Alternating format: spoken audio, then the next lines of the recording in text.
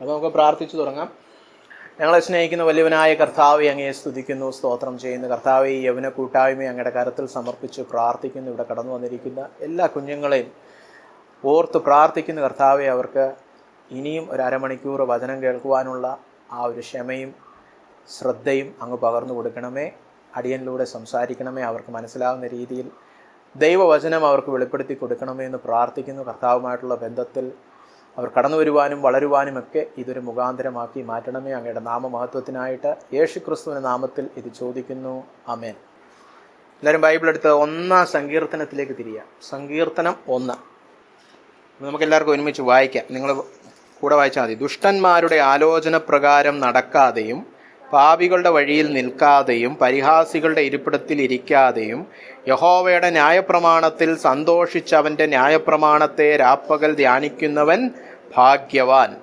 അവൻ ആറ്റരികത്ത് നട്ടിരിക്കുന്നതും തക്കകാലത്ത് ഫലം കായ്ക്കുന്നതും ഇലവാടാത്തതുമായ വൃക്ഷം പോലെ ഇരിക്കും. അവൻ ചെയ്യുന്നതൊക്കെയും സാധിക്കും. ദുഷ്ടന്മാർ അങ്ങനെയല്ല, അവർ കാറ്റുപാറ്റുന്ന പതിർ പോലെ അത്രേ. ആകയാൽ ദുഷ്ടന്മാർ ന്യായവിസ്താരത്തിലും പാപികൾ നീതിമാന്മാരുടെ സഭയിലും നിവർന്നു നിൽക്കയില്ല.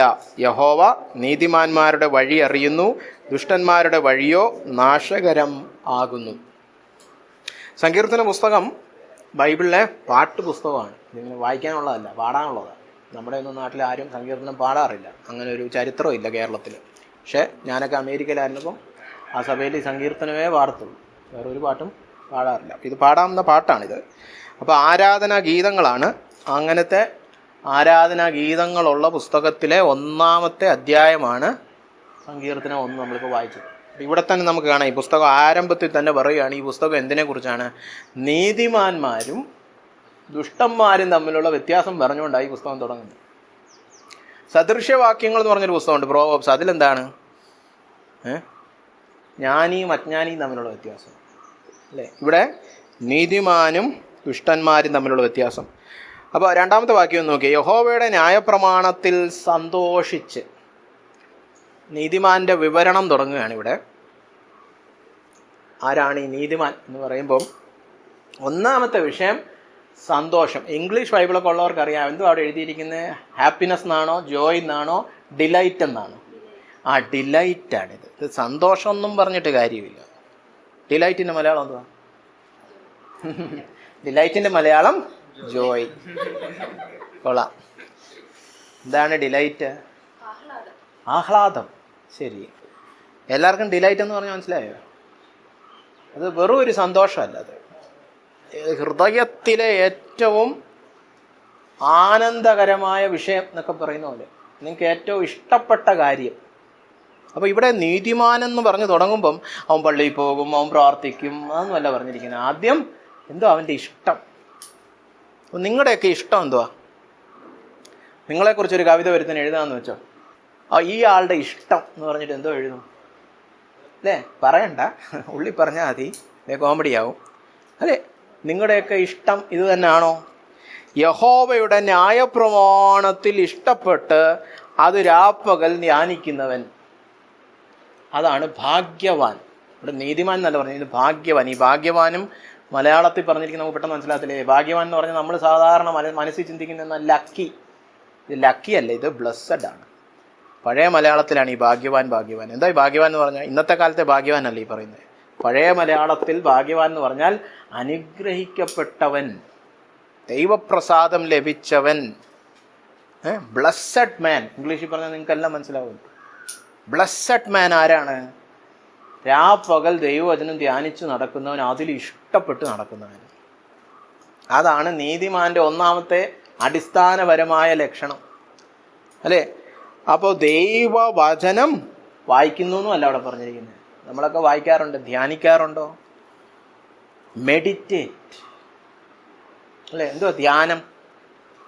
കത്തോലിക്കരുടെ ധ്യാനം അല്ലേ? യോഗ, ആ ധ്യാനമല്ലേ ഇത്? ഇവിടെ എന്ന് പറഞ്ഞാൽ ഒരു വചനം വായിച്ചത് ചിന്തിക്കുക, മനനം ചെയ്യുക, ധ്യാനിക്കുക അല്ലേ? അങ്ങനെ ചെയ്തുകൊണ്ട് നടക്കുകയാണ്. എപ്പോഴും രാവിലെ ഒരു അരമണിക്കൂർ, രാപ്പകൽ ഫുൾ ടൈം ഇവൻ്റെ മനസ്സ് അതിൽ ഒബ്സസ്ഡ് ആയിട്ടിരിക്കുകയാണ്. എൻ്റെ മനസ്സിങ്ങനെ വചനത്തെക്കുറിച്ച് ഇങ്ങനെ ചിന്തിച്ച് അതിലാണ് ഇവരുടെ ചിന്ത മുഴുവൻ. അങ്ങനെ അതിൽ ഇഷ്ടപ്പെടുന്നവനാണ് ഭാഗ്യവാൻ, അല്ലേ? അങ്ങനെയുള്ള വ്യക്തി താഴോട്ട് പറഞ്ഞിരിക്കുകയാണ്, അവൻ ചെയ്യുന്നതൊക്കെയും സാധിക്കും. അതാണ് മലയാളം വേർഷൻ. ഇംഗ്ലീഷിൽ എന്താ പറഞ്ഞത്? He will be successful in everything എന്നല്ലേ പറഞ്ഞിരിക്കുന്നത്? അവൻ ചെയ്യുന്ന എന്തും പ്രോസ്പെർ ചെയ്യും, സാധിക്കും, കാര്യസാധിക്കും. അല്ലാതെ പള്ളിയിൽ പോകുന്ന കാര്യം മാത്രമല്ല, ജീവിതത്തിൻ്റെ ഏത് മേഖലയിലും ഒരു ദൈവിക അനുഗ്രഹം അവൻ അനുഭവിക്കും. എന്നിട്ട് അവൻ ചെയ്തുകൊണ്ട് നടക്കുന്നത് ദൈവവചനം ധ്യാനിച്ച് നടക്കണം. നമുക്കൊക്കെ ഈ സാധിക്കലാണ് മെയിൻ പരിപാടി. പഠിത്തം, പരീക്ഷ, അല്ലേ, സ്കൂളിൽ പോകുന്ന കാര്യം, ഇതെല്ലാം കിട്ടണം. പക്ഷെ ഇതെല്ലാം പിന്നെ ഇതൊക്കെ വെറും എഫക്റ്റാണ്. മെയിൻ കാര്യം ആദ്യം പറഞ്ഞിരിക്കുന്നതാണ്. എന്താണ്? വചനത്തിൽ സന്തോഷം. വചനത്തിൽ സന്തോഷമുണ്ടോ? ധ്യാനിക്കുന്നതിൽ സന്തോഷമുണ്ടോ? അതോ ഉറക്കം തൂങ്ങിയിരിക്കുകയാണോ? ഇനി നോക്കി, അവൻ വെറുതെ അങ്ങ് വചനത്തിൽ ധ്യാനിക്കുകയല്ല. അങ്ങനെ ആയിരുന്നു രണ്ടാം വാക്യമായിരുന്നു ആദ്യത്തെ വാക്യം ആവേണ്ടത്. ഈ ഒന്നാമത്തെ വാക്യം ചിന്തിക്കണം. ചിലതൊക്കെ മാറ്റി വെച്ചാണ് ഇവൻ വചനത്തിൽ ധ്യാനിച്ചുകൊണ്ട് നടക്കുന്നത്. എന്തൊക്കെയായി മാറ്റി വെച്ചിരിക്കുന്നത്? ദുഷ്ടന്മാരുടെ ആലോചന, പാപികളുടെ വഴി, പരിഹാസികളുടെ ഇരിപ്പിടം. ഇതൊക്കെ ഇതിൽ നിന്നൊക്കെ വേർപെട്ടിട്ടാണ് he separates himself from these things. അപ്പോൾ എന്തോ അവിടെ പറഞ്ഞത്? ദുഷ്ടന്മാരുടെ ആലോചന. എന്താ ഈ ആലോചന? ആലോചിച്ചിരിക്കുന്നതിനെ കുറിച്ചല്ല ആലോചന. ആലോചന എന്ന് പറഞ്ഞാൽ ഉപദേശം, അഡ്വൈസ്, കൗൺസിൽ, ബുദ്ധി. അപ്പം നിങ്ങളൊക്കെ സാധാരണ ബുദ്ധി എവിടെ നിന്നാണ് എടുക്കുന്നത്? എങ്ങനെ ജീവിക്കണം, എങ്ങനെ വേഷം ഇടണം, എങ്ങനെ നടക്കണം, എങ്ങനെ സംസാരിക്കണം, എന്താണ് ജീവിതത്തിൻ്റെ ലക്ഷ്യം, ഇതൊക്കെ ആരാ നിങ്ങൾക്ക് പറഞ്ഞു തരുന്നത്? ദൈവവചനമാണോ? ലോകമാണോ? ഫ്രണ്ട്സാണോ? ഇതൊക്കെ തന്നെ ഈ പറഞ്ഞിരിക്കുന്നത്. ഇവൻ അവരെ ഒന്നും കേൾക്കത്തില്ലെന്ന്. ലോകം പറയുന്നതും ദുഷ്ടന്മാർ പറയുന്നതും, ദുഷ്ടൻ എന്ന് പറഞ്ഞാൽ ദുഷ്ടൻ നമ്മൾ ചിന്തിക്കുന്ന ദുഷ്ടനല്ല, ദോഷം പ്രവർത്തിക്കുന്നവൻ എന്നുള്ള അർത്ഥമാണ്, പാപി എന്നുള്ള അർത്ഥത്തിനാണ്. അതായത് ദൈവം പറയുന്ന ഒന്നും കേൾക്കാതെ നടക്കുന്നവരുടെ ആലോചനയൊന്നും കേൾക്കാറില്ല. നമ്മൾ അങ്ങനെയാണോ? എന്നെ ഇൻഫ്ലുവൻസ് ചെയ്യുന്നവരൊക്കെ ദൈവവചനം അനുസരിക്കുന്നവരാണ്, ഭക്തന്മാരാണ്, ഗോഡ്ലിയാണ്. അങ്ങനെ പറയാൻ പറ്റണം. അതാണ് ഈ പറഞ്ഞ ഭാഗ്യവാൻ. ഇപ്പം നമ്മുടെ ഭാഗ്യവാന്റെ ഡെഫിനിഷൻ ഇതൊന്നും ഇല്ലല്ലേ? നമ്മളോട് പറയണവർ ആരാണ് ഭാഗ്യവാൻ? ആ ലോകം പറഞ്ഞത് കേട്ട് ലോകത്തിലെ പോലെ നടന്നു ലോകത്തിൽ ഒന്നാമനാകുന്നവനാണ് ഭാഗ്യവാൻ. നമ്മുടെയൊക്കെ ഡെഫിനിഷൻ അല്ലേ? ഇവിടെ അതല്ല. ഇതെല്ലാം വിട്ടുകളഞ്ഞേച്ച് ദൈവവചനത്തിൽ സന്തോഷിച്ച് അതും ധ്യാനിച്ച് നടക്കുന്നവനാണ് ഭാഗ്യവാൻ. അവനിങ്ങനെ ഐസ്ക്രീം തിന്നുന്ന പോലെ ഇങ്ങനെ നുണഞ്ഞുകൊണ്ട് നടക്കുക. കൊള്ളാലോ വചനം, അല്ലേ? ഇനി നമുക്ക് യോശുവയുടെ പുസ്തകം തിരിഞ്ഞ് എല്ലാവരും 1:8 വായിച്ചോ. ഈ ന്യായപ്രമാണ പുസ്തകത്തിലുള്ളത് നിന്റെ വായിൽ നിന്ന് നീങ്ങി പോകരുത്. അതിൽ എഴുതിയിരിക്കുന്നത് പോലെയൊക്കെയും പ്രമാണിച്ച് നടക്കേണ്ടതിന് നീ രാവും പകലും അത് ധ്യാനിച്ചു കൊണ്ടിരിക്കണം. എന്നാൽ നിന്റെ പ്രവൃത്തി സാധിക്കും, നീ കൃതാർത്ഥനായും ഇരിക്കും. മതി, അത്രയും മതി. അതിൽ തന്നെ 1-ാം സങ്കീർത്തനത്തിന്റെ വാക്കൊക്കെ കാണാമല്ലോ, അല്ലേ? ഒന്ന് നോക്കിക്കേ. ഈ ന്യായപ്രമാണം പ്രമാണിച്ചു നടക്കേണ്ടതിന് നീ രാവും പകലും അത് ധ്യാനിക്കണം. ഇതല്ലേ നമ്മൾ 1-ാം സങ്കീർത്തനത്തിൽ കണ്ടത്? രാവും പകലും ധ്യാനിക്കണം. അങ്ങനെ ചെയ്താൽ എന്താ? നിന്റെ പ്രവൃത്തി സാധിക്കും. നേരത്തെ പറഞ്ഞൊരു കാര്യം സാധിക്കും. പക്ഷെ ഒരു വ്യത്യാസമുണ്ട് ഇവിടെ. എന്താണെന്നറിയാമോ? ഒന്നാമതായിട്ട് ഈ ന്യായപ്രമാണം എന്ന് പറയുന്നത് എന്താണ്? എഴുതിയിരിക്കുന്ന പ്രമാണമാണ്. എന്ന് പറഞ്ഞാൽ ദൈവത്തിൻ്റെ വചനം ഈ പുസ്തകമാണ്. അത് 1-ാം സങ്കീർത്തനത്തിൽ പറഞ്ഞിട്ടില്ല. അവിടെ ന്യായപ്രമാണം ദൈവവചനം എന്ന് പറഞ്ഞു കേട്ടുള്ളൂ. ഇത് ഈ തിരുവെഴുത്തുകളെയാണ് സൂചിപ്പിച്ചത്. അപ്പോൾ ഈ പുസ്തകം ധ്യാനിക്കണം എന്നാണ് പറഞ്ഞിരിക്കുന്നത്. രണ്ടാമതായിട്ട് എന്തിനാ ധ്യാനിക്കേണ്ടേ? ഇതിൽ എഴുതിയിരിക്കുന്നത് പോലെയൊക്കെയും പ്രമാണിച്ചു നടക്കേണ്ടതിന്, ഒബീഡിയൻസിനാണ് മെഡിറ്റേഷൻ. അല്ലാതെ എനിക്ക് ഈ ഡൗട്ടുണ്ടല്ലോ, ആ ഡൗട്ടുണ്ടല്ലോ, ഇങ്ങനത്തെ ഇൻ്റലക്ച്വൽ ക്യൂറിയോസിറ്റി, ബുദ്ധിപരമായുള്ള കുറേ ജിജ്ഞാസ എന്ന് പറയും, കുറേ ആകാംക്ഷകളൊക്കെ, ഇതിൻ്റെ ഉത്തരം എന്താണോ അതങ്ങനെയാണ്. അങ്ങനത്തെ കുറേ ഡൗട്ട് ക്ലിയറൻസിന് വേണ്ടിയിട്ടല്ല മെഡിറ്റേറ്റ് ചെയ്യേണ്ടത്. പിന്നെ എന്തിനാണ്? എനിക്ക് അനുസരിക്കണം കർത്താവേ, ഇതെനിക്ക് അനുസരിക്കാൻ തന്നിരിക്കുന്നതാണ്, ഇത് അനുസരിക്കാനുള്ള ഉദ്ദേശത്തോടെ ധ്യാനിക്കണം. അപ്പോൾ ഈ കൊനഷ്ട് ചോദ്യങ്ങളൊന്നും വരില്ല. കൊനഷ്ട് ചോദ്യങ്ങളൊക്കെ വരുന്നത് അനുസരണമൊന്നുമില്ല. ഇതെങ്ങനെ പഠിക്കാം, കെമിസ്ട്രി പഠിക്കുന്ന പോലെ, ഫിസിക്സ് പഠിക്കുന്ന പോലെ, ഒന്ന് ഇപ്പോൾ നോക്കാമല്ലോ, ദൈവത്തിന് ബുദ്ധി ഉണ്ടോ എന്നൊക്കെ ഒന്ന് നോക്കാം, ഒന്ന് വിശകലനം ചെയ്ത് കളയാം. അതിന് വായിക്കരുത്. ഇവിടെ പറഞ്ഞിരിക്കുന്നുണ്ടോ, നീ ധ്യാനിക്കുന്നത് എന്തിനു വേണ്ടിയിട്ടാണ്? പ്രമാണിക്കുവാൻ വേണ്ടിയിട്ടാണ്. അപ്പോൾ 1-ാം സങ്കീർത്തനത്തിൽ പറഞ്ഞിട്ടില്ലാത്ത 2 കാര്യം നമ്മൾ പഠിച്ചു. ഈ ന്യായപ്രമാണം എന്ന് പറഞ്ഞു കഴിഞ്ഞാൽ ദൈവവചനം, എഴുതപ്പെട്ട ദൈവവചനത്തെക്കുറിച്ചാണ്. ഇന്നലെ വന്ന് പ്രവാചകൻ തലയൊക്കെ വെച്ച് ദൂത് പറഞ്ഞതൊന്നുമല്ല ധ്യാനിക്കേണ്ടത്.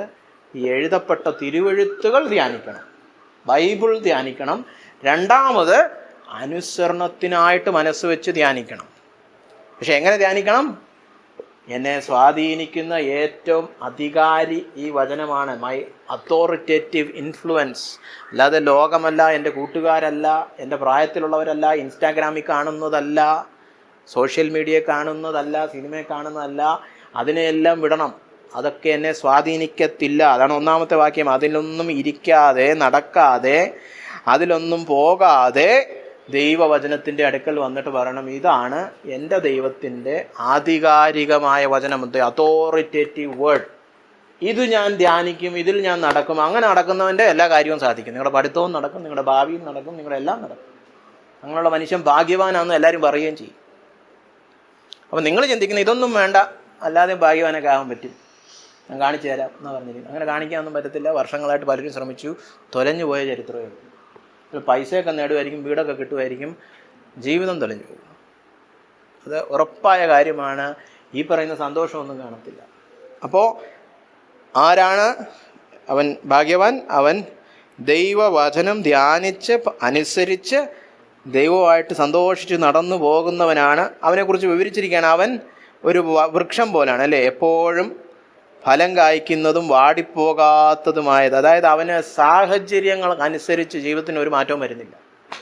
ലോകത്തിലെ മനുഷ്യരെങ്ങനെയാണ്? സാഹചര്യത്തിനനുസരിച്ച് സന്തോഷിക്കും, പിന്നെ ദുഃഖിക്കും, അല്ലേ. സന്തോഷമുള്ളപ്പോൾ എല്ലാവരെയും സഹായിക്കും, പിന്നെ ആരെയും സഹായിക്കത്തില്ല. തോന്നിയ സ്വഭാവമാണ് ഇത്. കണ്ടോ, എല്ലാ സാഹചര്യത്തിലും അവൻ ഫലം കായ്ക്കും, ഒരിക്കലും അവൻ്റെ ഇലയൊന്നും വാടിപ്പോകത്തില്ല. അത് കാലാവസ്ഥയ്ക്ക് അനുസൃതമല്ല. നമ്മുടെയൊക്കെ ചെറുപ്പക്കാർ പിള്ളേർ പറയും, ഇപ്പം എനിക്ക് മൂടില്ല, ഇറങ്ങിപ്പോ, നമ്മൾ വായി വെച്ച് പറഞ്ഞു തരും. അങ്ങനെ മൂടൊന്നും പോവില്ല. കാരണം എന്താ? ഇത് നട്ടിരിക്കുന്നത് ജീവജലത്തിൻ്റെ നദിയുടെ അടുക്കലാണ്. അതായത് ദൈവം എന്ന് പറയുന്ന ഒരിക്കലും നമ്മളെ തോൽപ്പിക്കാത്ത ഒരു സ്രോതസ്സുമായിട്ട് കണക്ട് ചെയ്തതാണ്, അല്ലേ. ഇപ്പം കേരളത്തിൽ കറണ്ട് പോകുമെന്ന് ചോദിച്ചാൽ കറണ്ട് പോകും എന്ന് പറഞ്ഞതല്ലേ. നമ്മുടെ വീട്ടിൽ ഇൻവേർട്ടർ ഉണ്ടെങ്കിൽ കറണ്ടേ പോകുന്നില്ല. അതിൻ്റെ കറണ്ട് പോകാത്ത അത് അങ്ങനത്തെ ഒരു സ്രോതസ് ഇരിപ്പുണ്ട്. അപ്പോൾ ഈ ഇടയ്ക്കിടയ്ക്ക് മൂടൊക്കെ മാറുമ്പോൾ സ്വഭാവം മാറുന്നത് എന്താണ്? സ്രോതസ് ഞാൻ തന്നെയാണ്, ഞാനിപ്പോൾ തളർന്നിരിക്കുകയാണ്, എനിക്ക് ശക്തിയൊന്നും ഇല്ല. അപ്പോൾ ദൈവമാണ് എൻ്റെ ശക്തിയെങ്കിൽ, ദൈവമാണ് എന്നെ നിലനിർത്തുന്നതെങ്കിൽ, ഞാൻ തളർന്നിരിക്കട്ടെ, ഞാൻ ദുഃഖിച്ചിരിക്കട്ടെ, എന്നിൽ നിന്ന് ഫലമൊക്കെ വന്നുകൊണ്ടിരിക്കും. അതാണ് ഭാഗ്യവാൻ. പക്ഷെ എങ്ങനെയാണ് അത് വരുന്നത്? എങ്ങനെ ഈ ദൈവമായിട്ട് കണക്റ്റ് ആവുന്നത്? എന്തോ പ്ലഗ്. ഈ ധ്യാനം വചനത്തിൽ അടങ്ങി പാർക്കുന്നവന് ഈ പറഞ്ഞൊക്കെ ഉണ്ട്. ഇപ്പം നട്ടിരിക്കുന്ന വെള്ളം എന്നൊക്കെ പറയുമ്പോൾ മനസ്സിലാക്കണം, അത് വചനത്തെയാണ് സൂചിപ്പിക്കുന്നത്. ഇനി 4ാമത് പറഞ്ഞിരിക്കുകയാണ്, ദുഷ്ടന്മാർ അങ്ങനെ ഒന്നും അല്ലെന്ന്. ഒരു വാക്കി തീർന്നു. ഇനി ബാക്കിയൊന്നും വായിക്കണമെന്നൊന്നുമില്ല. ദുഷ്ടന്മാർ ഈ പറഞ്ഞ ഒന്നും അല്ലെന്ന്. അപ്പോൾ അതൊന്ന് തിരിച്ച് ചിന്തിക്കണ്ടേ, എങ്ങനെയല്ലെന്ന്? ദുഷ്ടന്മാരുടെ ഒരു കാര്യവും സാധിക്കാൻ പോകുന്നില്ല. ഇവിടെ കുറച്ച് കാലം പോയി നോക്കി, പിന്നെ അത് നടന്നില്ല, പിന്നെ അടുത്ത കോഴ്സിന് പോയി, അതും നടക്കുന്നില്ല, പിന്നെ ഇങ്ങനെ പോയി ഒന്ന് രക്ഷപ്പെടാമെന്ന് നോക്കി, ഒന്നും നടക്കില്ല, ഇങ്ങനെ വട്ടം തിരിഞ്ഞുകൊണ്ടിരിക്കും. ജീവിതത്തിൽ ഒരു ഗതിയും പരഗതിയും പിടിക്കാതെ തേരാപ്പാര നടക്കും. ആണ് ദുഷ്ടന്മാർ, ഒരു ഗതിയും പിടിക്കാൻ പോകുന്നില്ല. അപ്പോൾ നിങ്ങൾ പറയും, എത്രയോ പേര് സക്സസ്ഫുൾ ആയല്ലോ ലോകത്തിലൊക്കെ ഉള്ളവർ. അത് നിത്യതയുടെ കാഴ്ചപ്പാടിലും കൂടെ ചിന്തിക്കണം. അവരൊന്നും ഒരു ഗതിയും പിടിച്ചിട്ടില്ല, കുറച്ച് പൈസ ഉണ്ടാക്കിയതാണ് വലിയ ഗതി. ഈ പറഞ്ഞ പോലെ ഈ സന്തോഷവുമില്ല, ഈ പറഞ്ഞതുപോലെ അവരുടെ സ്വഭാവത്തിനൊന്നും ഒരു മാറ്റവും ഇല്ല, ഈ പറഞ്ഞതുപോലെ ദൈവം പ്രസാദിക്കുന്ന ഒരു ഫലവും ഇല്ല. അപ്പോൾ നിങ്ങളത് അവരെ വിശകലനം ചെയ്യുമ്പോൾ, അവരെ ഇവാലുവേറ്റ് ചെയ്യുമ്പോൾ ശരിയായ അളവുകോല് വെച്ച് വേണം അവരെ ഇവാലുവേറ്റ് ചെയ്യാൻ. അപ്പോൾ അവർക്ക് ഈ സന്തോഷമില്ല, ഈ വചനത്തോടുള്ള പ്രതിബദ്ധതയില്ല, അവർക്ക് ഈ കർത്താവിൻ്റെതായിട്ടുള്ള കൃപ നിമിത്തമുള്ള ഒരു ഫലവുമില്ല, അവർ ലോകത്തിൽ നിന്നൊന്നും വേർപെടുന്നില്ല. അവർ ദുഷ്ടൻ്റെയൊക്കെ ആലോചന പ്രകാരമൊക്കെ വേണമെങ്കിൽ വെച്ച് താങ്ങി തരും. വേണമെങ്കിൽ ലോകത്തിലെ മനുഷ്യരെങ്ങനെയാണ്? വേറൊരു നിർവാഹവും ഇല്ലെങ്കിൽ അവർ ദുഷ്ടൻ്റെ പ്രവൃത്തിയൊക്കെ ചെയ്യും. അതുകൊണ്ടാണ് ലോകത്തിലെ സുഹൃത്തുക്കളെ ഒന്നും നമ്പരുത്. ഇന്ന് കൊള്ളായിരിക്കും, നാളെ ചിലപ്പോൾ വെച്ച് വീക്കി തരും. കാരണം എല്ലാവരും സ്വാർത്ഥരാണ്. അതാണൊരു പ്രശ്നം. ഇന്ന് എൻ്റെ മറ്റേ ബെസ്റ്റ് ഫ്രണ്ട് ബെസ്റ്റി എന്നൊക്കെ പറയും, പക്ഷേ നാളെ ചിലപ്പോൾ അവർക്ക് സ്വാർത്ഥ താല്പര്യത്തിന് നമ്മളൊരു ബ്ലോക്കാണെന്ന് കണ്ടാൽ വെട്ടി ദൂരക്കളയും. അത് ബെസ്റ്റി ആകട്ടെ, ക്യൂട്ടി ആകട്ടെ, പൂക്കി ആവട്ടെ, വെട്ടി ദൂരക്കളയും. പിന്നെ ബ്രേക്കപ്പ്, ഡിപ്രഷൻ. അവൾ ചതിച്ചടാ തേച്ചടാ എന്നൊക്കെ പറയും. ഇന്നത്തെ ലോകത്തിൻ്റെ സ്നേഹം അത്രയൊക്കെ ഉള്ളൂ. എൻ്റെ സ്വാർത്ഥ താല്പര്യങ്ങൾക്ക് കൂടെ നിൽക്കുന്നവൻ പൂക്കി, ബെസ്റ്റി. അല്ല, ഇന്ന് കല്യാണങ്ങൾ പോലും അങ്ങനെയാണ്. എൻ്റെ കാര്യങ്ങളൊക്കെ നടത്തണം, നീ വേണേ കൂടെ നിന്നോ, ഇല്ലേ പോടാ. അല്ലേ, നമ്മൾ ഒരിക്കലും നോക്കുമ്പോൾ അകമഴിഞ്ഞ് നമ്മളെ സ്നേഹിക്കുന്നു, നീ ഒരു കടലാകുന്നു. അതൊക്കെ പാട്ട് പാടാൻ കൊള്ളാം, കവിതയൊക്കെ കൊള്ളാം. പക്ഷേ ദൈവവചനം പറയണ ഇല്ല. നിങ്ങൾ കുറച്ചുകൂടെ ജീവിതത്തിൽ അനുഭവങ്ങൾ വരുമ്പോൾ നിങ്ങൾ പഠിക്കും. ഇപ്പം നിങ്ങൾ സ്കൂൾ കാലഘട്ടത്തിൽ ഇതൊക്കെ വെറും ഫിലോസഫി ആയിട്ടേ തോന്നുള്ളൂ. കുറച്ചുകൂടെ ജീവിതത്തിൻ്റെ പരുക്കൻ യാഥാർത്ഥ്യങ്ങൾ പഠിക്കുമ്പം മനസ്സിലാവും. ഒരു പ്ലസ് ടു ഒക്കെ കഴിഞ്ഞ് കോളേജിലൊക്കെ കയറുമ്പോൾ മനസ്സിലാവും, മനുഷ്യരൊന്നും വിചാരിച്ച പോലെ അത്ര നല്ലവരൊന്നുമില്ല. നിങ്ങൾക്കിപ്പോൾ അതറിയണം. നിങ്ങളിപ്പോൾ നോക്കുമ്പോൾ എല്ലാം അടിപൊളി, ഇൻസ്റ്റാഗ്രാമിൽ ആ ചേച്ചി കൊള്ളാം, ഈ ചേട്ടൻ കൊള്ളാം, പാട്ട് കൊള്ളാം, എന്താ ജീവിതം എന്ന് പറഞ്ഞാൽ അടിച്ച് പൊളിക്കണ്ട. ഈ അപ്പനും അമ്മയ്ക്കൊക്കെ എന്താ ചുമ്മാ പാട്ടും പ്രാർത്ഥനയും, നിത്യതയെ പോകണം. ഈ ലോകത്തിലുള്ള എന്താണല്ല സുഖങ്ങൾ. അതെന്ന് വെച്ചാൽ നിങ്ങൾ ആദ്യമായിട്ട് കണ്ടുകൊണ്ടാണ്. നമ്മളെന്താ പറയുക, ആദ്യം കാണുമ്പോൾ ഉള്ളൊരു പുതുക്കം. അതുകൊണ്ടാണ് കുറച്ച് കഴിയുമ്പോൾ മനസ്സിലാകുന്നത് ഈ മനുഷ്യരെല്ലാം പറ്റിപ്പാണ്. മനുഷ്യൻ്റെ തനി സ്വഭാവം തെണ്ടിത്തരമാണ്. അതാണ് കാരണം. അതാണ് മനുഷ്യൻ പാപിയാന്ന് പറയുന്ന വലിയ ദൈവശാസ്ത്രത്തിൻ്റെ വെള്ളറട വേർഷൻ. പച്ചയായ മലയാളത്തിൽ മനുഷ്യൻ പാപിയാന്ന് പറഞ്ഞാൽ എന്താണ്? വിശ്വസിക്കാൻ കൊള്ളത്തില്ല, ദൈവത്തിന് പോലും വിശ്വസിക്കാൻ കൊള്ളത്തില്ല. പിന്നാണോ നമുക്ക്? മനസ്സിലായില്ലേ? അപ്പം ദുഷ്ടൻ ഇങ്ങനൊന്നുമല്ല, അവനെ നമ്പാൻ കൊള്ളത്തില്ല. അവൻ സാഹചര്യങ്ങളൊക്കെ കൊള്ളാമെങ്കിലും, കാലാവസ്ഥ കൊള്ളാമെങ്കിലും, അവന് ഗുണമുണ്ടെങ്കിലും കൂടെ നിൽക്കും. അല്ലേ? ഇപ്പം നമ്മുടെ നാട്ടിൽ ആരെങ്കിലും സഹായിക്കാൻ വരുമോ കാശ് കൊടുക്കാതിരുന്ന? വീട്ടിൽ കുറച്ച് ഇലക്ട്രിക് വർക്ക് ഉണ്ട്, ഒരു ഇലക്ട്രീഷ്യൻ വന്നു അങ്ങ് പണിയെടുക്കുന്നു, ഒരു പൈസയും വേണ്ട ബ്രദറെ എന്ന് പറയുമോ? പൈസ കിട്ടാൻ അയാൾ ജോലി ചെയ്യുന്നു. അല്ലേ? അതാണ് ലോകം. അവർക്ക് എന്തെങ്കിലും കിട്ടുമെങ്കിൽ ഇങ്ങോട്ട് ചെയ്തു തരും, അത്രയേ ഉള്ളൂ. ഇന്ന് ബന്ധങ്ങളൊക്കെ അങ്ങനെ, അല്ലാത്ത ബന്ധങ്ങൾ പോലും അങ്ങനെ ആയിക്കൊണ്ടിരിക്കുക. കുടുംബ ബന്ധങ്ങളും ദാമ്പത്യ ബന്ധങ്ങളും സൗഹൃദങ്ങളും പോലും ഇപ്പം കച്ചവടവൽക്കരിക്കപ്പെട്ടിരിക്കുകയാണ്. അല്ലേ? കമേർഷ്യലൈസ് ചെയ്ത് എന്തെങ്കിലും കിട്ടണം എന്നാലേ വരത്തുള്ളൂ. അല്ലേ? നമ്മൾ തന്നെ ഇങ്ങനെ ചെയ്യാം. പിന്നെ എനിക്കെന്തോ വട്ടാം നിന്നെ സഹായിക്കാൻ എന്നൊക്കെ പറഞ്ഞ് നമ്മൾ കളിയാക്കും. പക്ഷെ മനുഷ്യരങ്ങനെ ഹൃദയങ്ങളെല്ലാം ചുരുങ്ങിക്കൊണ്ടിരിക്കുക. അല്ലേ? നമ്മളിപ്പോൾ പേപ്പറൊക്കെ വായിക്കുമ്പം ഞെട്ടിക്കുന്ന കാര്യങ്ങളൊക്കെ ആണല്ലോ വായിക്കുന്നത്. അല്ലേ? ഒരു പെണ്ണ് വേണ്ടെന്ന് പറഞ്ഞു, അപ്പം തന്നെ ആസിഡ് വാരി മുഖത്തെറിഞ്ഞു, അല്ലെങ്കിൽ കൊന്നുകളഞ്ഞു. അവൾ ഇതാണ്ട് വേറൊരുത്തിനോട് സംസാരിക്കുന്നത് കണ്ടതുപോലെ തോന്നി, അപ്പം തന്നെ അങ്ങ് വെട്ടിക്കളഞ്ഞു. അല്ലേ? ഇതൊന്നും ഞാനൊന്നും നിങ്ങളുടെ പ്രായത്തിലായിരുന്നപ്പോൾ ഇത്രയൊന്നും ഇല്ലായിരുന്നു. എന്തു പറ്റി? ഓരോ വർഷം കൂടുന്തോറും ഹൃദയത്തിൻ്റെ കാഠിന്യത കൂടുന്നു, മനുഷ്യർക്ക് അന്യോന്യമുള്ള ക്ഷമയൊക്കെ പോകുന്നു, മനുഷ്യന്മാർ മൃഗങ്ങളായിക്കൊണ്ടിരിക്കുക. നിങ്ങളൊക്കെ ഈ പ്രായത്തിൽ എന്ന് പറഞ്ഞാൽ നിങ്ങളൊന്നും നല്ല ലോകം കണ്ടിട്ടില്ല ശരിക്കും. എൻ്റെയൊക്കെ ചെറുപ്പ ലോകം എന്ന് പറഞ്ഞാൽ ഒരു പ്രശ്നവുമില്ല, വല്ലപ്പോഴും ഒരു കുത്തും കൊലയും കണ്ടാലായി. പേപ്പറിലൊന്നും ഇങ്ങനത്തെ വൃത്തികെട്ട ന്യൂസൊന്നുമില്ല. ഇത് ഒരു സാമാന്യമായ സ്നേഹം പോലും ഇല്ല. അമ്മയെ തലക്കടിച്ച് കൊല്ലുന്നു, ഒന്നാമത് പകുതിയും ഡ്രഗ്സിലാണ്, ഒരു ബോധവും ഇല്ല. അല്ലേ? എന്തൊരു ലോകമാണ് ഇത്. അപ്പോൾ മനുഷ്യരെ നമുക്ക് നമ്പാൻ പറ്റത്തില്ല. ദുഷ്ടന്മാർ അങ്ങനെയല്ല. ഇനി അങ്ങനെയല്ല എന്ന് പറയുമ്പോൾ എന്താ കുഴപ്പം? അവർ കാറ്റ് പാറ്റുന്ന പതിർ പോലെ അത്ര, അവർക്ക് നിത്യമായ ഒരു സ്വഭാവമില്ല. ഇന്നുണ്ട് നാളെ ഇല്ല എന്ന് പറഞ്ഞാൽ ഇവിടെ പ്രത്യേകിച്ച് പറഞ്ഞിരിക്കുന്നത് ദൈവത്തിൻ്റെ കാഴ്ചപ്പാടിലാണ്. നിത്യമായ ഒരു വാസസ്ഥലം അവർക്കില്ല. ഈ ലോകം കഴിഞ്ഞാൽ നരകത്തിൽ എടുത്തിടും, തീർന്നു. അവർക്ക് നിത്യതയൊന്നുമില്ല. അപ്പം ലോകത്തിൻ്റെ വഴി പോയാൽ നമ്മുടെയും ഗതി അത് തന്നെ. The destiny that awaits us if we follow the ways of the world is we are also temporary. We are also temporary. അപ്പോൾ നിത്യമായത് എന്തെങ്കിലും എൻ്റെ ജീവിതത്തിലൂടെ സംഭവിക്കണമെങ്കിൽ നിത്യമായ ദൈവത്തിൻ്റെ നിത്യവചനം അനുസരിക്കണം, നിത്യം അനുസരിക്കണം. അപ്പോൾ യഹോവ നീതിമാന്മാരുടെ വഴി അറിയുന്നു, ദുഷ്ടന്മാരുടെ വഴിയോ നാശകരമാകുന്നു. അത് നിത്യതയുടെ കാഴ്ചപ്പാടിൽ നിന്ന് വേണം ചിന്തിക്കാൻ. ലോകം സ്ഥായിയായതല്ല, ഇത് കത്തിക്കാൻ വെച്ചിരിക്കുന്ന ലോകമാണ്. ഇതിനൊക്കെ അന്ത്യം വരും. അന്ത്യം വരുമ്പം അന്ത്യം കുറിക്കാത്ത ഒരു ജീവിതം എന്ന് പറഞ്ഞാൽ നിത്യജീവനാണ്. ഇത് യേശു ക്രിസ്തുവിലൂടെ രക്ഷിക്കപ്പെടുന്നവർക്ക് മാത്രമേ ഉള്ളതാണ്. അപ്പോൾ എന്തൊക്കെയാണ് നീതിമാന്റെ ഗുണങ്ങൾ നമ്മൾ കണ്ടത്? അവൻ ഹൃദയത്തിൽ സന്തോഷമുള്ളൊരു വ്യക്തിയാണ്. അവന് ഇഷ്ടമുള്ളൊരു വിഷയമുണ്ട്. എന്താ അവൻ്റെ ഇഷ്ടം? ദൈവവചനമാണ് ഇഷ്ടം.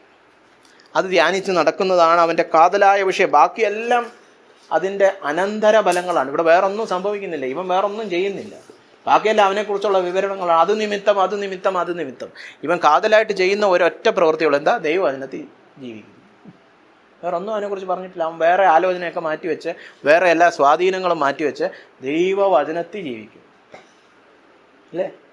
അപ്പൊ ഇത്രയ്ക്ക് ഈ ദൈവവചനത്തിൽ സന്തോഷം കണ്ടെത്താൻ ഇവൻ എന്തോ കണ്ടു ഈ ദൈവവചനത്തിൽ ഇത്ര സന്തോഷം. നമുക്കൊന്നും ഇല്ലല്ലോ ഈ സന്തോഷം. നിങ്ങൾക്കൊക്കെ ഉണ്ടോ ഈ പറഞ്ഞ സന്തോഷം? രാപ്പകൽ, പകല് പോലും പറ്റുന്നില്ല, പിന്നെ രാപ്പകൽ ധ്യാനം, അല്ലേ? ഒരു നേരം ധ്യാനം തന്നെ നിങ്ങൾ എത്ര പേര് ചെയ്യുന്നതെന്ന് എനിക്കറിഞ്ഞൂടാ. നിങ്ങൾ വചനം വായിക്കുന്നുണ്ടായിരിക്കും. ധ്യാനിക്കുക എന്ന് പറഞ്ഞാൽ വായനയല്ല, ചുമ്മാ ഇങ്ങനെ ഉറുന്ന് വായിച്ചു വിടുന്നതല്ല. ധ്യാനിക്കുക എന്ന് പറഞ്ഞാൽ ഫുൾ ടൈം എൻ്റെ മൈൻഡ് അതും ആലോചിച്ചുകൊണ്ടിരിക്കുക. അതായത് വേറെ ഒന്നും ഞാൻ ചിന്തിക്കുന്നില്ല, എൻ്റെ മനസ്സിങ്ങനെ പോകുമല്ലോ ദിവാസ്വപ്നം, അത് വചനമായിരിക്കും. നിങ്ങളൊക്കെ വെറുതെ മനസ്സിനെ അങ്ങ് വിട്ടാൽ എങ്ങോട്ടായി പോകുന്നത്? വചനത്തിലോട്ടാണോ? മറ്റേ വാക്യത്തിൻ്റെ അർത്ഥം എന്തുവായിരുന്നു എന്നാണോ? അതോ എങ്ങോട്ടായി പോകുന്നത്? സ്വപ്നം, സിനിമയോ കൂട്ടുകാരോ, അല്ലെ അങ്ങനെ എന്തെങ്കിലോ, മറ്റേ അവനെന്താ എന്നോട് മിണ്ടാത്ത, അവളെന്താ, ഇങ്ങനെ വ്യക്തികളോ, എന്തെങ്കിലും ചപ്പ് ചവറായിരിക്കും, അല്ലേ? സാധാരണ മനുഷ്യരെ പോലെ. ഇവൻ അങ്ങനെയല്ല. ഇവൻ മനസ്സ് പകൽ. ഇവൻ വേറെ ജോലിയൊന്നും ചെയ്യാത്ത സന്യാസിയല്ല. ഇവൻ ജോലിയൊക്കെ ചെയ്യുന്നുണ്ട്, ഇവന് പലതും ചിന്തിക്കാനുണ്ട്, ബുദ്ധിപരമായി തീരുമാനിക്കാനുണ്ട്, തിരഞ്ഞെടുപ്പെടുക്കാനുണ്ട്. പക്ഷെ ഇവനെക്കുറിച്ച് ദൈവം പറഞ്ഞു, ഇവൻ രാപ്പകൽ എൻ്റെ വചനം ധ്യാനിച്ചുകൊണ്ട് നടക്കുകയാണ്. അപ്പൊ ഇവൻ എങ്ങനെ ഈ വചനത്തിൽ ഇത്ര സന്തോഷം വന്നു? ഇവൻ എങ്ങനെ നീതിമാനായി? അത് ഈ സങ്കീർത്തനം പറയുന്നില്ല. നീതിമാനായ വ്യക്തി ചെയ്യുന്ന കാര്യമൊക്കെ പറഞ്ഞിട്ടുണ്ട്, അതിൻ്റെ അനന്തര അനുഗ്രഹങ്ങളും ഒക്കെ പറഞ്ഞിട്ടുണ്ട്. പക്ഷെ ഇവൻ എങ്ങനെ നീതിമാനായി? അത് സങ്കീർത്തനത്തിൽ പറഞ്ഞിട്ടില്ല. അപ്പൊ അത് കണ്ടുപിടിക്കേണ്ടിയിരിക്കുന്നു. അവിടെയാണ് യേശുക്രിസ്തുവിൻ്റെ സുവിശേഷം കടന്നു വരുന്നത്. ഇത് മാത്രം വായിച്ചു വിട്ടാൽ നിങ്ങളെല്ലാം വിചാരിക്കും കുറച്ച് ധ്യാനിച്ചങ്ങ് നീതിമാനാകാമെന്ന്. അതല്ല ഈ വേദവാക്യത്തിൻ്റെ യഥാർത്ഥ അർത്ഥം. ഗലാത്യ ലേഖനം 3-ാം അധ്യായത്തിലേക്ക് ശ്രദ്ധ തിരിക്കാൻ ഞാൻ തന്നെ വായിക്കാം. അത് കടികട്ടി മലയാളമാണ്, ഞാൻ തന്നെ വായിച്ചത് പറയാം. ഗലാത്യ ലേഖനത്തിൽ 2-ാം അധ്യായത്തിൻ്റെ 16-ാം വാക്യമാണ് ഞാൻ വായിക്കുന്നത്. അത് വലിയ നീണ്ട ഒരു വാക്യമാണ്, അതുകൊണ്ട് പൊളിച്ച് അതിനെ ചെറുവാക്യങ്ങളായിട്ട് നമുക്ക് ധ്യാനിക്കാം. ഗലാത്യർ 2:16. എന്നാൽ യേശുക്രിസ്തുവിലുള്ള വിശ്വാസത്താലല്ലാതെ ന്യായപ്രമാണത്തിൻ്റെ പ്രവൃത്തികളാൽ മനുഷ്യൻ നീതീകരിക്കപ്പെടുന്നില്ല എന്നറിഞ്ഞിരിക്ക കൊണ്ട്. അപ്പോൾ പൗലോസ് പറയാണ്, ഞങ്ങളൊരു സത്യം മനസ്സിലാക്കി. എന്താ മനസ്സിലാക്കിയ സത്യം? ന്യായപ്രമാണത്തിൻ്റെ പ്രവൃത്തികളാൽ ഒരു മനുഷ്യനും നീതീകരിക്കപ്പെടുകയില്ല എന്ന് പറഞ്ഞാൽ എന്തോ അതിൻ്റെ അർത്ഥം? നീതീകരിക്കപ്പെടുക എന്ന് പറഞ്ഞാൽ നീതിമാനായിട്ട് എണ്ണപ്പെടുക. God is counting you as righteous. നീ റൈച്ചസ് ആണ്, നീ നീതിമാനാണെന്ന് ദൈവം പ്രസ്താവിക്കുന്നു. അങ്ങനെ പ്രസ്താവിക്കാൻ പക്ഷേ നീതി പ്രവൃത്തികളല്ല അതിൻ്റെ അടിസ്ഥാനമൊന്നും. അയ്യോ, ഇത്രയും നാളും നമ്മൾ വിചാരിച്ച അങ്ങനല്ലേ? നല്ലതൊക്കെ ചെയ്ത ദൈവം പറയും നല്ലവൻ, അല്ലേ? ഇതല്ലേ മതം പറയുന്നത്. എല്ലാ മതവും പറയുന്നത് എന്താ? നല്ല പ്രവൃത്തികളൊക്കെ ചെയ്യണം. നിങ്ങളുടെ മാതാപിതാക്കളും ചിലപ്പോൾ അതൊക്കെ ആയിരിക്കും പറഞ്ഞത്, ഇത് ചെയ്യരുത്, ഇത് ചെയ്യണം. ഇത് ചെയ്താൽ ഉടനെ ദൈവം പറയും നീ നല്ലവനാണ്. ഇവിടെ പൗലോസ് പറയുന്നത് അങ്ങനല്ല. കേട്ടോ, എല്ലാവരും കേട്ടോ, ഇതാണ് സുവിശേഷത്തിൻ്റെ ഏറ്റവും മർമ്മപ്രധാനമായ സത്യം. ഇത് മനസ്സിലാക്കാതെ സുവിശേഷം മനസ്സിലാക്കിയിട്ടില്ല പലരും. എന്താണ്? ന്യായപ്രമാണത്തിൻ്റെ ഈ പഴയ നിയമത്തിലെ 10 കൽപ്പനകൾ അനുസരിച്ചല്ല നമ്മൾ നീതിമാന്മാരാകുന്നത്. അത് പ്രവൃത്തിയുടെ സുവിശേഷം, അതല്ല. അതാണ് മതം. മതം എങ്ങനെയാണ്? ഇത് ചെയ്യണം, അത് ചെയ്യണം, മറ്റേത് ചെയ്യണം, കുന്തിരിക്കം, മറ്റേ റോസറി പ്രാർത്ഥന, പിന്നെ ധ്യാനം, പിന്നെ മുട്ടുമേൽ പടി കയറുന്നു, മറ്റേത് മറിഞ്ഞു വീഴുന്നു. അവിടെ ഇങ്ങനെ പണിയാണ്. പണിയെടുത്ത് എന്ത് ചെയ്യണം? ഒരു ഏണി ചവിട്ടി കയറണമെന്നാണ്, അല്ലേ? അങ്ങനെ മണ്ടയിലെത്തുമ്പോൾ നീ നീതിമാൻ, 1-ാം സങ്കീർത്തനം എടുത്തോ. അതല്ല എന്ന് പൗലോസിന് മനസ്സിലായി. പൗലോസ് യഹൂദനാ, ഒരു സമയത്താണ് മനസ്സിലായി. യേശുക്രിസ്തുവിലുള്ള വിശ്വാസത്താൽ അല്ലാതെ ന്യായപ്രമാണത്തിൻ്റെ പ്രവൃത്തികളാൽ മനുഷ്യൻ നീതീകരിക്കപ്പെടുന്നില്ല എന്നറിഞ്ഞിരിക്ക കൊണ്ട് എന്ത് ചെയ്തു? നാമും ന്യായപ്രമാണത്തിൻ്റെ പ്രവൃത്തികളാലല്ല ക്രിസ്തുവിലുള്ള വിശ്വാസത്താൽ തന്നെ നീതീകരിക്കപ്പെടേണ്ടതിന് ക്രിസ്തേശുവിൽ വിശ്വസിച്ചു. എന്തുകൊണ്ടാണ് പൗലോസ് നീ ക്രിസ്തേശുവിൽ വിശ്വസിച്ചെന്ന് ചോദിച്ചാൽ ഇതാണ് പൗലോസിൻ്റെ മറുപടി. പ്രവൃത്തികളാൽ നീതീകരിക്കപ്പെടുകയില്ല, യേശു ക്രിസ്തുവിൽ വിശ്വസിച്ചാലേ നീതീകരണം കിട്ടുകയുള്ളൂ. അപ്പോൾ അതെന്തോ അത് മനസ്സിലാകുന്നില്ലല്ലോ ആ ലോജിക്ക്. ഒരു സൈഡിൽ പഴയ നിയമത്തിലെ കുറേ കൽപ്പനകൾ, ഇത് ചെയ്യണം, അത് ചെയ്യണം, മറിച്ചത് ചെയ്യണം, മറ്റത് ചെയ്യരുത്, ഇത് ചെയ്യരുത്, അത് ചെയ്യരുത്. അപ്പുറത്ത് വെറും വിശ്വാസമാണ്. വിശ്വസിച്ചാൽ എങ്ങനെ നീതീകരണം കിട്ടുന്നത്? നീതിമാൻ എന്ന് പറഞ്ഞാൽ അതല്ലേ അർത്ഥം? നീതി ചെയ്യുന്നവൻ. ഇവിടെ നീതി ഒന്നും ചെയ്യാതെ യേശുവിൽ വിശ്വസിച്ചാൽ മതി നീതി ചെയ്യുന്നവൻ എന്നുള്ള പേര് കിട്ടുമെന്ന്. അത് മനസ്സിലാവുന്നുണ്ട്? പഠിച്ച് പരീക്ഷ പാസ്സായാൽ പാസ്സായെന്ന് പറയും. അല്ലാതെ നീ പഠിക്കുകയൊന്നും വേണ്ട, പ്രിൻസിപ്പിളിൽ വിശ്വസിച്ചാൽ മതി ഉടനെ നീ പാസ്സായി എന്നാരെങ്കിലും പറയുമോ? അതങ്ങനെ പ്രിൻസിപ്പിളിൽ വിശ്വസിച്ച പരീക്ഷയൊക്കെ താനേ അങ്ങ് പാസ്സാകുമോ? മനസ്സിലാവുന്നുണ്ടോ? ഇത് മനസ്സിലാകുന്നില്ലല്ലേ? ഇതെന്തോ ഈ പൗലോസ് പറയുന്നത്? അത് മനസ്സിലാകത്തോണ്ടാണ് നിങ്ങൾ പലരും ഇതുവരെ വിശ്വസിക്കാത്തത്. യേശുവിൽ വിശ്വസിച്ച് ഇത് മനസ്സിലായിരുന്നേ വിശ്വസിക്കും.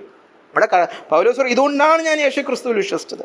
എന്നിട്ട് പിന്നെയും പറഞ്ഞിരിക്കുക, ഇത് ഒരേ കാര്യം തിരിച്ചും മറിച്ചും 3 പ്രാവശ്യം ഈ ഒരൊറ്റ വാക്യത്തിൽ പറഞ്ഞു. വീണ്ടും പറഞ്ഞിരിക്കുകയാണ് ആ വാക്യത്തിൻ്റെ അവസാനത്തെ സെൻറ്റൻസ്, ന്യായപ്രമാണത്തിൻ്റെ പ്രവൃത്തികളാൽ ഒരു ജഡവും നീതീകരിക്കപ്പെടുകയില്ലല്ലോ. അപ്പോൾ പ്രവൃത്തി പടിപടിയായി കുറേ നീതി ചെയ്തു ഞാൻ വലിയ നീതിമാനായി എന്ന് ഒരു ജഡത്തിനും പറയാൻ പറ്റും. ഒരു മനുഷ്യൻ, ജഡം എന്ന് പറഞ്ഞാൽ ഉദ്ദേശിച്ചിരിക്കുന്നത് ഓൾ ക്രിയേറ്റഡ് ബീയിങ്സ്. ഒരു മനുഷ്യനും പ്രവൃത്തി കൊണ്ട്, അപ്പോൾ നിങ്ങൾക്കൊക്കെ സന്തോഷമായില്ലേ ഒന്നും ചെയ്യേണ്ടെന്ന്? ഒന്നും ചെയ്യാതെ നീതിമാനാകാൻ പറ്റുമെന്ന്? അതെങ്ങനെയാ? യേശു ക്രിസ്തുവിൽ വിശ്വസിക്കണം. അപ്പം എന്താ പറഞ്ഞു വരുന്നതെന്ന് പറഞ്ഞു കഴിഞ്ഞാൽ, നമ്മുടെ പ്രവൃത്തിയാലല്ല നമ്മൾ രക്ഷിക്കപ്പെടുന്നത്. യേശു ക്രിസ്തുവിൽ വിശ്വസിക്കുമ്പോൾ ദൈവം കടമായിട്ടൊരു നീതി തരും. ആ നീതി എന്ന് പറഞ്ഞാൽ പരിപൂർണ നീതിയാണ്, പെർഫെക്റ്റ് റൈച്ചസ്നെസ്. അതായത് ഞാനും യേശുവും ഒരു പരീക്ഷ എഴുതി, എനിക്ക് -, മാർക്ക്, യേശു 100 അപ്പോൾ പിതാവ് പറയാണ്, നീ യേശു ക്രിസ്തുവിൽ വിശ്വസിച്ചാൽ ഈ 100 മാർക്ക് നിൻ്റേതായിട്ട് തരാം. അയ്യോ അതെങ്ങനെ ശരിയാവും? അതായത് ഈ -, മാർക്ക് വാങ്ങിച്ചതിനുള്ള അടിയൊക്കെ അവൻ ഏറ്റിട്ടുണ്ട്. നിനക്ക് പകരക്കാരനായി വന്ന അടിയൊക്കെ കൊടുത്തിട്ടുണ്ട്. ഞാൻ ഗ്രേസ് മാർക്കായിട്ട് യേശുവിൻ്റെ 100 മാർക്ക് എടുത്ത് നിങ്ങൾക്ക് തരാം. ഇതാണ് സുവിശേഷം. യേശു ക്രിസ്തു എൻ്റെ പാപങ്ങൾക്കുള്ള അടിയെല്ലാം ക്രൂശിൽ സഹിച്ചു. എനിക്കില്ലാത്ത നീതിയൊക്കെ അവൻ്റെ നിന്ന് കടമായിട്ട് എനിക്ക് തരികയും ചെയ്യും, ഗ്രേസ് മാർക്കായിട്ട് തരും. അതിന് ചെയ്യേണ്ടത് യേശുവിൽ വിശ്വസിക്കണം. എന്താ യേശുവിൽ വിശ്വസിക്കുക എന്ന് പറഞ്ഞാൽ, ഇങ്ങനെ എനിക്ക് രക്ഷിക്കപ്പെടാനുള്ള ഏക രക്ഷകൻ യേശുവാണെന്ന് വിശ്വസിക്കണം. കടമായിട്ട്, ദാനമായിട്ട് നീതി തരുന്ന ഏക രക്ഷകൻ യേശുവാണെന്ന് ഞാൻ വിശ്വസിച്ചാൽ എന്നെ തന്നെ അവന് സമർപ്പിക്കുക. അതാണ് യേശുവിൽ വിശ്വസിക്കുക എന്ന് പറഞ്ഞത്. അപ്പോൾ എന്ത് ചെയ്യും? ദൈവം കടമായിട്ട് നീതി തരും. അപ്പോൾ രക്ഷിക്കപ്പെട്ട 1-ാം ദിവസം തന്നെ നിങ്ങൾ എന്താണ്? നീതിമാൻ എന്ന് പറഞ്ഞാൽ എന്താ അർത്ഥം? എല്ലാം അനുസരിച്ചെന്നാണോ? എല്ലാം അനുസരിച്ചവനോട് ദൈവം എങ്ങനെ ഇടപെടും അതുപോലെ ദൈവം എന്നോട് ഇടപെടും. അപ്പം നിങ്ങളൊക്കെ ഇപ്പോഴൊക്കെ എങ്ങനെ രാവിലെയൊക്കെ പോയി പ്രാർത്ഥിക്കായിരിക്കും, നിങ്ങളുടെയൊക്കെ ചിന്ത എന്താണ്? ഒരു അനുസരണവും കാണിക്കാത്ത എന്നോടൊക്കെ ഈ ദൈവം വല്ലതും മിണ്ടുവോ? ഞാൻ ഇന്നലെയും പാപം ചെയ്തു, എന്നോടൊന്നും വലിയ സ്നേഹമൊന്നും കാണത്തില്ല. അങ്ങനല്ല ദൈവം ഇടപെടുന്നത്. എല്ലാം അനുസരിച്ച യേശുവിനെ ഞാൻ എങ്ങനെ അംഗീകരിക്കുന്നോ അത് കടമായിട്ട് നിങ്ങൾക്ക് തരികയാണ്. അതായത് നിങ്ങൾ പ്രാർത്ഥിക്കാൻ പോകുമ്പം എല്ലാം അനുസരിച്ചിട്ട് നിങ്ങൾ പ്രാർത്ഥിക്കാൻ വന്നിരുന്ന ദൈവം എങ്ങനെ നിങ്ങളോട് കടാക്ഷിക്കും, എങ്ങനെ നിങ്ങളോട് മനസ്സലിവ് കാണിക്കും, അതിപ്പം സൗജന്യമായിട്ടങ്ങ് തരും. ഇപ്പോഴേ നിങ്ങളെ ദൈവ പൈതലായിട്ടങ്ങ് എണ്ണും. അതുകൊണ്ടാണ് രക്ഷിക്കപ്പെട്ട ദൈവമക്കൾക്ക് എന്തുള്ളത്? സന്തോഷവും സമാധാനവും. അല്ലാതെ ഇനി മലയൊക്കെ ചവിട്ടി ഏണിയൊക്കെ കയറി ഈ ദൈവത്തെ എങ്ങനെയും ഒന്ന് പ്ലീസ് ചെയ്ത് എങ്ങനെയും രക്ഷ നേടിയെടുക്കേണ്ട ആ കടമ്പയൊക്കെ പോയി. അതെല്ലാം ദൈവം ചെയ്തു കഴിഞ്ഞു യേശുവിലൂടെ. ഇനി കർത്താവ് പറയുന്നത്, ഞാൻ കടമായിട്ടല്ല നിന്ന്, ഇനി ഈ ബന്ധം ആസ്വദിക്കുക. അല്ല നേടിയെടുക്കലും പ്രാപിക്കലും ഒന്നും ഇനിയില്ല. You don't have to accomplish anything, you don't have to earn anything. അപ്പോൾ ആ ടെൻഷനൊക്കെ കളഞ്ഞു വെച്ചാൽ ഞാൻ സ്ഥാപിച്ചിരിക്കുന്ന ഈ ബന്ധത്തിൽ സന്തോഷത്തോടെ വന്ന് എൻജോയ് ചെയ്യുക. മതത്തിൽ ഈ സന്തോഷമില്ല. മതത്തിൽ ദൈവവും ഇവനെ ഇനി പ്രസാദിപ്പിക്കണം, ഇവനെ ഇനി ഇമ്പ്രസ് ചെയ്യിപ്പിക്കണം. 100 പേരുണ്ട് സ്കൂളിലും കോളേജിലും ഓൾറെഡി ഇമ്പ്രസ് ചെയ്യാൻ, ഇനി ദൈവവും കൂടെ ഉണ്ടെന്ന്. എല്ലാവരുടെയും മുമ്പിൽ കിടന്ന് ഇങ്ങനെ ഓടി ഓടി ഓടി നടിച്ച് ഇമ്പ്രസ് ചെയ്യിപ്പിച്ച് ആരെങ്കിലുമൊക്കെ ഇതല്ലേ നമ്മുടെ ജീവിതം, ഓട്ടം. അപ്പം ദൈവം പറയാണ്, എന്നെ ഒന്നും ഇനി ഇമ്പ്രസ് ചെയ്യിപ്പിക്കണ്ട, ഞാൻ പൂർണ്ണമായിട്ടും 100 മാർക്ക് നിങ്ങൾക്ക് തന്നിങ്ങി വിളിക്കുകയാണ്. നിങ്ങളിനി എൻ്റെ കൃപയിൽ ഇമ്പ്രസ് ചെയ്യണ്ട, അമേസ്ഡ് ആയിട്ടിരുന്നാൽ മതി, സന്തോഷിച്ച് ഇത്ര സൗജന്യമായിട്ട് ദൈവം പറയുകയാണ്, പൂർണ്ണമായിട്ടും ഞാൻ നീതി തരാം. ഇതാണ് രക്ഷിക്കപ്പെടുക എന്ന് പറയുക. നീതീകരിക്കപ്പെടുക, സൗജന്യമായിട്ട്, പ്രവൃത്തിയാലല്ല. അപ്പം തന്നെ ആശ്വാസമായി. അതാണ് ബൈബിളിൽ നീതിമാൻ എന്ന് പറയുന്നവൻ. ദൈവത്തിൽ വിശ്വസിച്ച് കടമായിട്ട് നീതി പ്രാപിച്ച് കടമായിട്ട് ദൈവസന്നിധിയിൽ പൂർണ്ണമായിട്ടും കയറി ചെല്ലാനുള്ള ആക്സസ് കിട്ടിയവൻ. മനസ്സിലായോ? അപ്പം നമ്മൾ പ്രവൃത്തിയാലല്ല. നിങ്ങളൊക്കെ പലപ്പോഴും ഈ ബോറടിക്കുന്നതിൻ്റെ കാര്യം അതാണ്. ഇതെല്ലാം ചെയ്യണം, അത് ചെയ്യണം, ഇതെല്ലാം ചെയ്താലേ ദൈവം അതെല്ലാം കഴിഞ്ഞു എന്ന് വെച്ചാൽ അനുസരണക്കേട് കാണിക്കാമെന്നല്ലേ ഈ പറഞ്ഞു. അതതിൻ്റെ മറുവശം. പക്ഷേ ദൈവം അംഗീകരിക്കുവാൻ ഒന്നും ചെയ്യേണ്ട ആവശ്യമില്ല. യേശുവിൽ വിശ്വസിച്ചാൽ മാത്രം മതി. അല്ലേ? ഒരു വാക്യം കൂടെ വായിക്കുക, ഇതിനോട് ചേർന്ന് പോകുന്ന തീത്തോസിൻ്റെ ലേഖനം. അപ്പോൾ കുറച്ചുകൂടെ വലത്തോട്ട് തിരിയണേ. തീത്തോസിൻ്റെ ലേഖനം 3-ാമത്തെ അധ്യായം, ടൈറ്റസ് ചാപ്റ്റർ 3, 4-ാമത്തെ വാക്യം. Titus chapter 3 verse 4. തീത്തോസിൻ്റെ ലേഖനം 3-ാമത്തെ അധ്യായം 4-ാമത്തെ വാക്യം. എന്നാൽ നമ്മുടെ രക്ഷിതാവായ ദൈവത്തിൻ്റെ ദയയും മനുഷ്യപ്രീതിയും ഉദിച്ചപ്പോൾ അവൻ നമ്മെ നാം ചെയ്ത നീതിപ്രവർത്തികളാലല്ല തൻ്റെ കരുണാപ്രകാരമത്രേ രക്ഷിച്ചത്. കേട്ടോ? നമ്മുടെ നീതിപ്രവർത്തികളാലല്ല രക്ഷ. വളരെ വ്യക്തമല്ലേ? അത് കുഞ്ഞിനും വായിച്ചാൽ മനസ്സിലാകത്തില്ലേ? പിന്നെ എങ്ങനെ? കരുണ. ഞാൻ ഈ പരീക്ഷ പാസ്സായത് എങ്ങനെ? എൻ്റെ മിടുക്കൊന്നുമല്ല, ഗ്രേസ് മാർക്ക്. ഗ്രേസ് മാർക്ക് എല്ലാവർക്കും അറിയാമല്ലോ അല്ലേ? ജയിപ്പിക്കാൻ വേണ്ടി ഫ്രീ ആയിട്ട് തരിക. നിങ്ങളുടെ യോഗ്യതയൊന്നും നോക്കിയിട്ടൊന്നുമല്ല. അത് ടീച്ചറിൻ്റെ ഗുണം. ടീച്ചർ നല്ല മനസ്സലിവുള്ള ടീച്ചറാണ്, ജയിപ്പിച്ച് വിട്ട്. അതാ ഇവിടെ പറഞ്ഞിരിക്കുന്നത്. അപ്പോൾ ഇത് മതമല്ല. മതത്തിൽ അങ്ങനല്ല. മതത്തിൽ ഞങ്ങൾ തന്നെ നേടിയെടുത്തത്. അതുകൊണ്ടാണ് അവർ മതത്തിലുള്ള ഒരു നിഗളികളായിരിക്കുന്നത്. ഇത് മതമല്ല, ഇത് സുവിശേഷം. സുവിശേഷം പറയുന്നത് നമ്മുടെ നീതിപ്രവർത്തികളാലല്ല തൻ്റെ കരുണാപ്രകാരമത്രേ രക്ഷിച്ചത്, നാം അവൻ്റെ കൃപയാൽ നീതീകരിക്കപ്പെട്ടു. എന്നാൽ പിന്നെ കുറേ ഉണ്ട് ആ വാക്യങ്ങൾ. കൃപയാലാണ് നീതീകരണം, അല്ലാതെ മെറിറ്റ് ബേസ്ഡ് അല്ല. ഞാൻ 10 മണിക്കൂർ പ്രാർത്ഥിക്കും, 5 വാക്യങ്ങൾ കാണാൻ പഠിക്കും, 35 ചാപ്റ്റേഴ്സ് വായിക്കും. ഇങ്ങനെയൊക്കെ വലിയ വീരവാദം അടിച്ചപ്പോൾ ദൈവം പറഞ്ഞു ഇങ്ങ് വാമോനെ നിന്നെ ഞാൻ രക്ഷിക്കാം എന്നല്ല. It's not based on merit, it's based on mercy. മേഴ്സിയാണ്, അല്ലാതെ മെറിറ്റ് അല്ല. ഇങ്ങനെ സൗജന്യമായിട്ട് നമ്മളെ രക്ഷിക്കാൻ ദൈവത്തിന് എന്തുകൊണ്ട് തോന്നി? ദൈവം സ്നേഹവാനായതുകൊണ്ട്.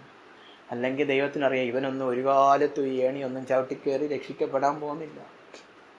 നമുക്ക് പറ്റാത്തത് കൊണ്ട് ദൈവം എന്ത് ചെയ്തു? കൃപ കാണിച്ചു. ഇങ്ങനെ എന്നെ നിങ്ങൾക്കൊക്കെ ചിലർക്ക് ഇത് തിയറി ആയിരിക്കും. മനുഷ്യനെ സ്നേഹിച്ചു, എന്നെ സ്നേഹിച്ചു എന്ന് ഞാൻ രുചിച്ചറിഞ്ഞാലോ? എന്നോട് വ്യക്തിപരമായി ദൈവം ഈ സ്നേഹം കാണിച്ചു എന്ന് ഞാൻ രുചിച്ചറിഞ്ഞാൽ, അല്ലാതെ പൊതുവായി മനുഷ്യനെ രക്ഷിക്കാൻ ദൈവം പദ്ധതിയിട്ടു, സുവിശേഷത്തിൻ്റെ 4 സത്യങ്ങൾ, അതല്ല. എന്നെ സ്നേഹിക്കാൻ, നിങ്ങളുടെ ഉള്ളിൽ നെഞ്ചത്ത് കൈവച്ച് എന്നെ സ്നേഹിക്കുവാൻ ദൈവം ഇത് ചെയ്തു എന്ന് ചേട്ടൻ പറഞ്ഞുകൊണ്ടല്ല, പ്രസംഗം പറഞ്ഞുകൊണ്ടല്ല, എനിക്ക് ബോധ്യം വന്നാൽ എന്ത് പറ്റും? പിന്നെ ഈ ദൈവത്തെ അറിയാനും ഈ വചനം വായിക്കാനും സന്തോഷം വരും. അല്ലേ? നിങ്ങളുടെ ഏറ്റവും നിങ്ങൾക്ക് ഇഷ്ടമുള്ള ഫ്രണ്ട് മെസ്സേജ് അയച്ചാൽ 10 ദിവസം കഴിയട്ടെ എന്നിട്ട് നോക്കാം എന്ന് പറയും ആരെങ്കിലും. വാട്സാപ്പിൽ മെസ്സേജോടെ മെസ്സേജ്, ഏറ്റവും ക്ലോസ് ബെസ്റ്റി മെസ്സേജ് ഇടുകയാണ് 10 ദിവസം കഴിയട്ടെ എന്നാരെങ്കിലും. അത് അപ്പം നോക്കണം അല്ലേ? എന്ത് ട്യൂഷനായാലും ശരി, പ്രസംഗമായാലും സഭയായാലും അല്ലേ? ദൈവം വചനത്തിൽ കൂടെ പറയണം, വാ നമുക്ക് സംസാരിക്കാം. ബൈബിള് വായിക്കാം, പിന്നെ സൺഡേ വായിക്കാം ബൈബിള്. എന്താ വ്യത്യാസം? മറ്റേത് ബെസ്റ്റി, ഇത് ബെസ്റ്റി ഒന്നുമല്ല. എന്താണ് ആ ബന്ധത്തിൽ ഇത്ര താല്പര്യം? ആ പുള്ളി എന്നെ സ്നേഹിക്കുന്നു എന്നൊക്കെ എനിക്ക് നല്ല ബോധ്യമുണ്ട്. ഈ പുള്ളി സ്നേഹിക്കുന്നുണ്ടോ എന്ന് വലിയ ബോധ്യമൊന്നുമില്ല. അതാണ് രക്ഷിക്കപ്പെടുമ്പോഴാണ് ഈ സന്തോഷം വരുന്നത്. രക്ഷിക്കപ്പെടുന്ന എന്ത് ചെയ്യണം? യേശുക്രിസ്തുവിൽ വിശ്വസിക്കണം. എന്ത് വിശ്വസിക്കണം? കൃപയാൽ എന്നെ സ്നേഹിച്ച് രക്ഷിക്കുന്ന ഏക രക്ഷകൻ യേശുക്രിസ്തു. പ്രവൃത്തിയാൽ എനിക്ക് രക്ഷിക്കപ്പെടാൻ പറ്റത്തില്ല, നീതി പ്രവൃത്തികളാൽ ഞാൻ നീതിമാനാകത്തില്ല, കടമായിട്ട് എനിക്ക് നീതി തന്ന് എന്നെ രക്ഷിക്കണമേ യേശുവേ എന്ന് പറഞ്ഞ് യേശുവിൽ വിശ്വസിക്കുമ്പോൾ ഒരു ആസ്വാദനം വരും ഉള്ളിൽ. ഇത് വെറും വസ്തുതയും കുറേ തിയറിയും തിയോളജിയല്ല, ഇത് ശരിക്കും ഈ യേശു എന്നെ സ്നേഹിക്കുന്നുണ്ടെന്ന് രുചിച്ചറിയുമ്പോൾ പിന്നെ നമ്മുടെ ബെസ്റ്റ് വാട്സാപ്പ് ചെയ്യുന്ന പോലെയാണ് ബൈബിള്. ഇതും കൂടെ വായിക്കട്ടെ, അതും കൂടെ വായിക്കട്ടെ, അത് കൊള്ളാലോ, അപ്പുറത്തേയും കൂടെ വായിക്കട്ടെ. പിന്നെ ഇത് വായിക്കാത്തപ്പോഴും ഇത് തന്നെ ആലോചിച്ചുകൊണ്ടിരിക്കും. അപ്പോൾ യേശുക്രിസ്തു എൻ്റെ സ്നേഹിതനാകും, എൻ്റെ പ്രാണപ്രിയനാകും, മൈ ലവർ. കാരണം ഈ പറഞ്ഞ വസ്തുതയൊക്കെ രുചിച്ചറിയണം. അങ്ങനെ ഈ സ്നേഹത്തിലേക്ക് കടന്നു വരുമ്പോഴാണ് നമ്മൾ ശരിയായ നീതിമാൻ. അത് കഴിഞ്ഞ് ഈ വചനം വായിക്കുമ്പോൾ എന്ത് തോന്നും? നമ്മൾ യോശുവയിൽ കണ്ടത് ഇത് പാലിക്കാൻ തോന്നും. അപ്പം നീതിമാനാകാൻ വേണ്ടിയല്ല ഈ പാലിക്കുന്നത്, നീതിമാനായതുകൊണ്ടാണ് ഇത് പാലിക്കുന്നത്. വ്യത്യാസം കണ്ടോ? I am not obeying to become riches, I am obeying because I am riches. അല്ലേ? എന്തെങ്കിലും നേടിയെടുക്കാനും ദൈവമേ മറ്റേ അനുഗ്രഹം തരണേ എന്നൊക്കെ പറഞ്ഞ് ദൈവമായിട്ട് ബിസിനസ് ചെയ്യല്ല.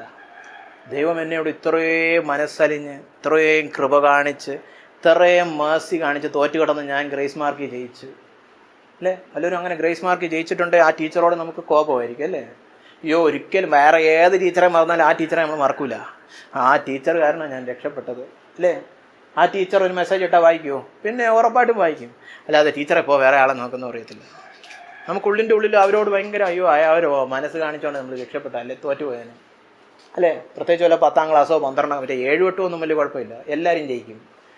വല്ല 10ലോ 12ലോ എഞ്ചിനീയറിങ്ങിലോ വല്ലതും ഗ്രേസ് മാർക്ക് കിട്ടുമ്പോൾ അറിയാം, അയ്യോ ബാക്കി എല്ലാവരും ജയിച്ചു പോയി, ഞാനവിടെ ഇരുന്നേനെ, എന്തൊരു നാണക്കേടായിരുന്നേനെ.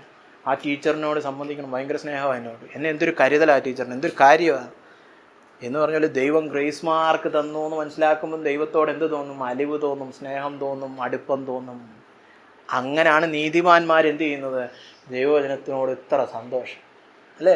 അപ്പോൾ എന്ത് പഠിച്ചു? നീതിമാൻ എന്ന് പറഞ്ഞാൽ ലോകത്തെയൊക്കെ വിട്ടു പിരിഞ്ഞേച്ച് വചനത്തിൽ ധ്യാനിച്ച് നടക്കുന്നവനാണ് ആ ഭാഗ്യവാൻ. പക്ഷെ എങ്ങനെയാണ് നീതിമാനാകുന്നത്? യേശുക്രിസ്തുവിൽ വിശ്വസിക്കണം, അവൻ്റെ കൃപ രുചിച്ചറിയണം. കൃപയെക്കുറിച്ചൊരു സൺഡേ സ്കൂൾ എക്സാം ഇട്ടാൽ എഴുതാൻ പറ്റുന്നതല്ല, രുചിച്ചറിയണം. അപ്പം നിങ്ങളെല്ലാവരും യേശുക്രിസ്തുവിൽ വിശ്വസിച്ച് ഈ കൃപ രുചിച്ചറിയണം. അപ്പോൾ ദൈവത്തോട് സന്തോഷം വരും, വചനം കേൾക്കാൻ സന്തോഷം വരും, പ്രസംഗത്തിനോട് സന്തോഷം വരും, വചനം ധ്യാനിക്കാനും സന്തോഷം വരും, സഭയെ വരാനും സന്തോഷം വരും, അനുസരിക്കാനും സന്തോഷം വരും. നിങ്ങളുടെ ഒരു 100 ചോദ്യത്തിനുള്ള ഉത്തരം ആ അനുഭവത്തിൽ കൂടെ തന്നെ പോയി കിട്ടും. നിങ്ങളുടെ പലരുടെയും വിചാരം ഈ ചോദ്യങ്ങൾക്കൊക്കെ ഉത്തരം കണ്ടേച്ച് ഞാൻ വേണേ വിശ്വസിക്കാമെന്നാണ്. വിശ്വസിക്കാദ്യം, ഉത്തരങ്ങൾ പലതും വേണ്ടി പോലും വരത്തില്ല. എനിക്ക് ആ ചോദ്യത്തിൻ്റെ ഉത്തരമൊന്നും അറിയണ്ട. കാരണം ഈ സന്തോഷം, സ്വർഗീയ സന്തോഷം, നമ്മൾ പാട്ട് വരെ പാടി, ഇത് സ്വർഗീയ സന്തോഷമേന്നൊക്കെ നിങ്ങളുടെ അപ്പനും അമ്മമാരും ഒക്കെ ഇരുന്ന് പാട്ട് പാടി. നിങ്ങൾ പലർക്കും എന്തോന്ന് സന്തോഷമേടി ഇത് എന്ന് ചിന്തിച്ചുകൊണ്ടിരുന്നായിരിക്കും. ഇത് അനുഭവിക്കണം. ഈ ഗ്രേസ് മാർക്ക് കിട്ടി പാസ്സാകുന്ന സന്തോഷം നീതീകരിക്കപ്പെടുവാൻ ദൈവം സഹായിക്കുന്നു. നിങ്ങളെല്ലാവരും യേശുക്രിസ്തുവിൽ വിശ്വസിച്ച് ഈ കൃപ രുചിച്ചറിയണം. ശരി, നമുക്ക് ഒരു നിമിഷം പ്രാർത്ഥിച്ച് ഈ വചനത്തോടെ പ്രതികരിക്കാം.